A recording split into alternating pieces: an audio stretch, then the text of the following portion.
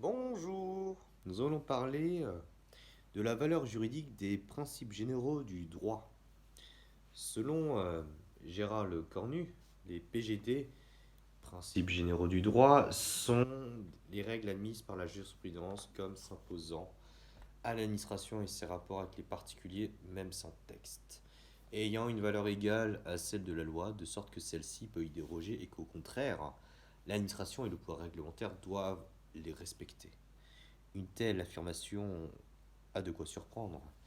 S'il est vrai que les PGD occupent une place prépondérante parmi les normes jurisprudentielles à portée impérative, ils occupent néanmoins une place à part dans l'ordonnancement juridique. Dégagés par les juges, les PGD sont des règles de portée générale.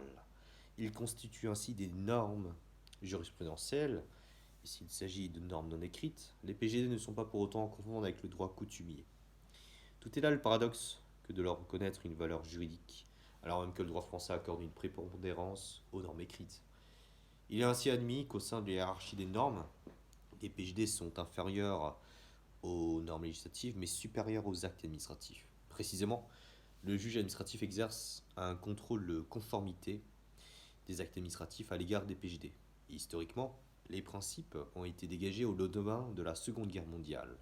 Leur apparition coïncide avec la volonté des autorités de marquer une rupture avec la phase autoritaire et liberticide du régime de Vichy. En effet, les PJD ont vocation à affirmer certains droits fondamentaux, s'inscrivant dans la philosophie politique du pays.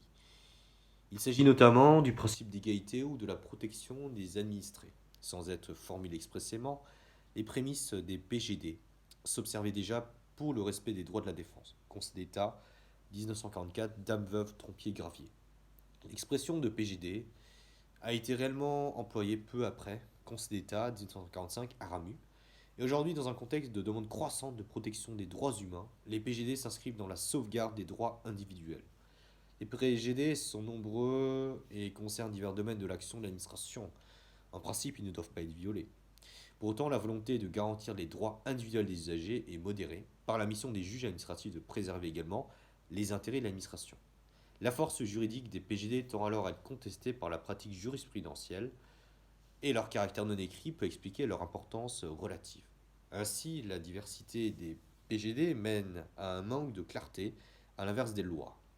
Ce flou administratif est d'autant plus exacerbé d'une part par la présence des normes écrites et d'autre part par la présence d'autres principes tels que les PPNT, principes particulièrement nécessaires en notre temps, ou les PFRLR, principes fondamentaux reconnus par les lois de la République. De surcroît, le développement des normes internationales a accentué cette tendance avec l'avènement des PGDUE, principes généraux du droit de l'Union européenne, et des PGDI, principes généraux du droit international.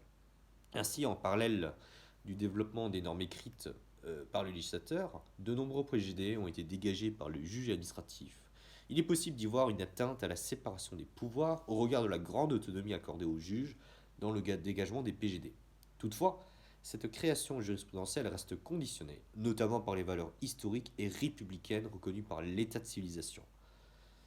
La tendance actuelle est plutôt de privilégier des normes écrites que les sources non écrites, puisque les PGD dégagés par la jurisprudence, arrêt, jugement, etc., ne sont même écrits en tant que tels, à la différence des lois et des règlements. Mais si la valeur juridique est reconnue au PGD, encore faut-il qu'il soit effectivement effectif. Les PGD supposent alors d'être assez clairs et concrets pour leur mise en application. Dès lors, en quoi la valeur juridique des PGD est-elle à relativiser par rapport à leur essence même?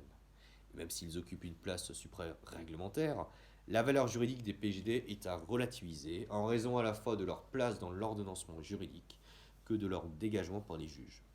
Il y a donc un affaiblissement de la valeur juridique des PGD par leur place au sein de l'ordonnancement juridique.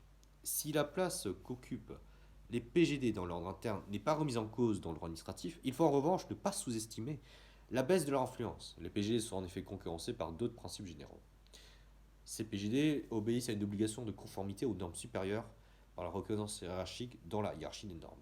Cette théorie de Hans Kelsen, incontournable pour se représenter la valeur juridique des normes jurisprudentielles, fait que, selon cette pyramide des normes, la Constitution prime obligatoirement sur tous les autres textes suivant des traités, des normes internationales, à l'exception de la coutume internationale, Conseil d'État 1997, Aquaron, des lois, des PJD, puis des actes administratifs. En cela, les PGD doivent se conformer aux normes qui lui sont supérieures. Et c'est pourquoi les PGD ont une place bien précise dans cet agencement. Ils sont soumis hiérarchiquement aux normes qui lui sont supérieures et tout particulièrement eu égard au bloc de constitutionnalité. La hiérarchie, dès lors qu'elle fait que cet ordonnancement, euh, que ces PGD vont devenir illégaux, dès lors qu'ils s'introduisent dans le domaine de la loi. Il reste que les PGD présentent une force probante sur les règlements et les décrets.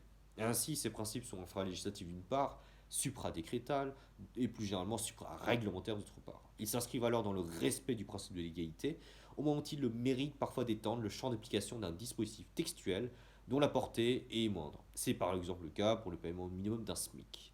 Une nuance sur la prépondérance des normes supérieures est à établir.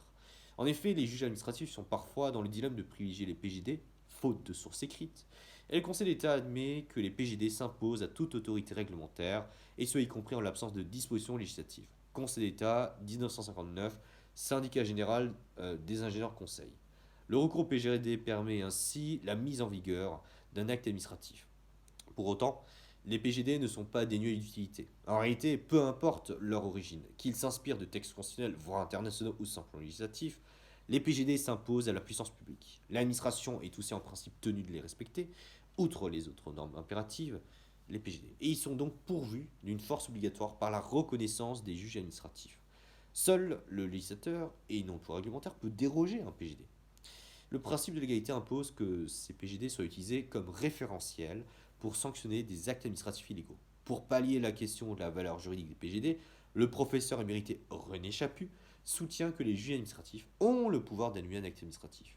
Toutefois, les juges, sauf cas exceptionnel, n'ont pas le droit de se soustraire à une loi. Une loi expresse et écrite, a fortiori un traité, exemple de Conseil d'État 96 connaît, peut donc les écarter. Et bien que les PGD revêtent une importance manifeste dans l'ordre juridique, les juges administratifs ont l'occasion d'invoquer divers principes, ce qui tend à affaiblir l'influence même des PGD. Il y a donc un affaiblissement juridique des PGD par leur mise en cohérence avec les autres principes. Par principe, les PGD participent à l'extension des droits fondamentaux à travers les recours pour excès de pouvoir. Ces derniers sont toujours admissibles contre des actes administratifs que les citoyens estimeraient illégaux. Conseil d'État 1950, Dame Lamotte. Les PGD permettent en effet d'assurer des droits aux justiciables. Ils développent par exemple des moyens d'assurer la sécurité juridique des citoyens lorsque l'administration édicte des normes nouvelles. Conseil d'État 2006, Société KPMG. Toutefois, le rôle des PGD est à nuancer. Parmi les normes de l'ordre juridique interne, l'ordre administratif fait une distinction claire des divers principes. Ainsi, les PGD se voient mis en concurrence avec les principes à valeur constitutionnelle. Ceux-ci sont mis en œuvre par le juge constitutionnel dans le cadre de son contrôle de constitutionnalité de la loi. Le plus souvent, ces principes se rattachent directement au texte constitutionnel lui-même. Or, leur supériorité hiérarchique, largement admise par le pouvoir constituant, tend à affaiblir la portée des PJD. De même, s'agissant des PFRLR, lesquels sont issus des textes législatifs, en partie originaires des lois de la Troisième République, pour les principes à valeur constitutionnelle, les PPNT et les PFRLR, le Conseil constitutionnel leur a donné une force probante en se fondant sur les dispositions du préambule de 1946. À cet égard, le Conseil constitutionnel a renforcé leur contrôle en reconnaissant expressément le bloc de constitutionnalité. Conseil constitutionnel 1971, liberté d'association. Ainsi, la présence d'autres principes tend à réduire par ricochet la portée des PGD. De surcroît, les PG sont parfois mis en concurrence avec des principes fondamentaux qui sont issus de l'article 34 de la Constitution, par exemple, s'agissant du droit du travail. C'est pourquoi les PGD, certains d'entre eux s'en inspirent directement, voire leur sont presque identiques. La question peut alors se poser de la nécessité de consacrer certains principes en tant que PGD, alors que d'autres normes les régissent déjà. Parfois, des PGD n'ont même pas à être créés puisque le juge administratif se réfère expressément à des principes à valeur constitutionnelle. Et les juges administratifs l'avaient fait pour examiner le refus de candidats à l'ENA pour l'opinion politique, en se fondant sur le principe d'égalité, d'accès à tous les Français aux emplois et fonctions publiques. Conseil d'État, 1954, Barrel.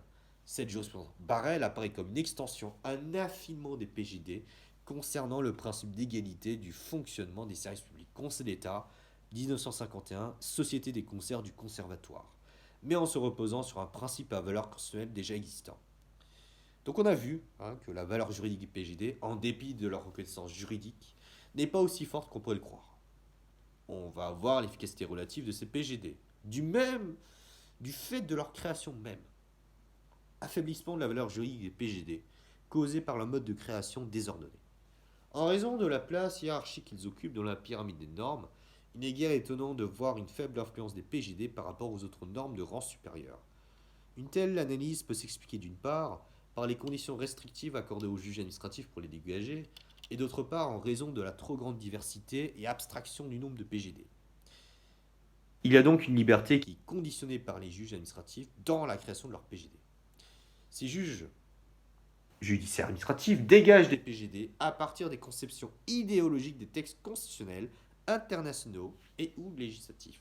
Leur condition est donc conditionnée par les mœurs de l'époque et les juges en tiennent compte. Mais c'est aussi la raison pour laquelle certains PGD sont extrêmement similaires à d'autres principes déjà existants. Tel est le cas de PGD interdisant le licenciement d'une salariée enceinte, pour lequel le juge administratif a directement fait référence à l'article 29 du Code du travail, pour Conseil d'État 1973 Dame Penney. Ça peut donner l'impression d'un doublon. Ainsi, un principe valable par le passé peut très bien ne plus l'être par la suite. Il s'agit d'une différence fondamentale avec ces textes législatifs qui peuvent être aussi bien créés, révisés ou maintenus par la seule volonté du législateur. Alors que le juge administratif ne saurait dégager n'importe quel type de PJD, il doit avoir l'approbation de ses pairs. En outre, la création jurisprudentielle de PJD est conditionnée par l'influence des normes internationales. Tel est le cas de l'obligation pour l'administration de prévoir des mesures transitoires lorsque l'ajout des règles juridiques pourrait perturber des situations en cours. Conseil d'État 2006, Société KPMG. Or, ce PGD de sécurité juridique a été directement inspiré du droit communautaire, prévoyant le principe de sécurité juridique et de confiance légitime. La différence terminologique ne fait que complexifier le droit positif. Voir l'ajout des PGD comme un renforcement des principes déjà existants, c'est donc admettre tacitement leur infériorité juridique. La valeur juridique des PGD n'est pas aussi forte puisqu'ils ne sont pas les seuls à prévoir la protection de certains principes. Plus encore, la ratification par la France de certains traités internationaux a conditionné l'approche des juges nationaux. Tel est le cas s'agissant de l'imposition de la qualité de réfugié qui doit être reconnue à une personne de même nationalité issue par le mariage à des réfugiés. En effet, ce PGD est inspiré d'un PGDI issu du droit des réfugiés. Conseil d'État 1994, Madame Aipong. Une telle influence supranationale s'explique par la supériorité hiérarchique des normes internationales sur les lois et de facto sur ces PGD. Il a bien été reconnu que la valeur des PGDU, Union européenne, a une valeur juridique supérieure au PGD. Conseil d'État 2001, Syndicat national de l'industrie pharmaceutique, SNIP, et tel aussi le cas s'agissant des PGDI, Conseil d'État 2000, Paulin. Le juge administratif œuvre au dégagement des PGD dans la jurisprudence. Pourtant, les principes, par leur imperfection quant à leur détermination de leur véritable valeur, tendent à remettre en cause la légitimité des juges. Il y a une complexification du droit par la trop grande abstraction et l'excessive diversité des PGD. L'origine des PGD, ainsi que leur nombre croissant à partir de 1945, participe au renforcement des droits des justiciables. Plus précisément, le Conseil d'État n'est pas à l'origine des PGD, diront-on certains, mais les tire de tradition républicaine, exprimées ponctuellement dans des instruments juridiques divers. Les juges les appliquent par conséquent hors de leur champ initial. Les DHC de 89, préambule de la Constitution de 46, et leur contenu peut être d'ordre philosophique. Par exemple, des PGD consacrent le principe de continuité du service public, Conseil d'État 1950 de AN, le principe de non-rétroactivité, Conseil d'État 1948 Société Journal de l'Aurore, ou encore l'admission des recours pour excès de pouvoir, Conseil d'État 1950 Dame Lamotte. Pour autant, si certains PGD concernent des domaines précis, les plus connus restent formulés en de termes généraux, raison pour laquelle d'autres PGD affinent des mises en situation. Mais cette spécificité tend aussi à complexifier le droit positif. Les normes écrites aspirent déjà à résoudre cette problématique. Certes, il est vrai que les PGD ambitionnent à la protection des administrés de manière générale et concernent également des aspects plus techniques du droit, par exemple s'agissant du régime des étrangers. Conseil d'État 94, Madame Aipong. Ce rôle créateur du juge tend à être apprécié et non remis en cause par les praticiens du droit. Cependant, il conviendrait, dans une certaine mesure, de questionner le bien fondé des PGD lors de leur mobilisation par la jurisprudence. En effet, la conclusion des décisions rendues relève en un sens d'une certaine subjectivité du juge, reposant pourtant sur des notions abstraites. Par exemple, la DDHC va proclamer L'égalité devant la loi, droit fondamental consacré par le Conseil d'État lui-même dans son arrêt de 1951, Société des concerts du Conservatoire, complété par la suite dans cette décision du 18 septembre 1986 relative à la communication audiovisuelle. Mais la détermination d'une situation respectant le principe d'égalité admet des différences de traitement. En effet, la situation en question ne saurait être disproportionnée par rapport aux autres situations d'une part. D'autre part, elle doit rester en lien avec l'objet de la norme établissant la différence rapportée. Ici, l'on voit que l'égalité stricto sensu est difficilement applicable à toute situation, comme il a été vu pour l'application de l'état d'urgence sanitaire. Ainsi, il peut apparaître des conflits entre des PGD et des normes existantes. En tout état de cause, la légitimité du juge administratif, qui dégage les PGD, à l'instar du législateur lui-même, produisant des normes directement applicables dans l'ordonnancement juridique, mérite alors d'être questionnée. L'on peut s'interroger sur le fait de savoir si les PGD ne sont qu'une traduction des mœurs contemporaines, ou bien une création indépendante, et donc peut-être contestable, par les juges administratifs.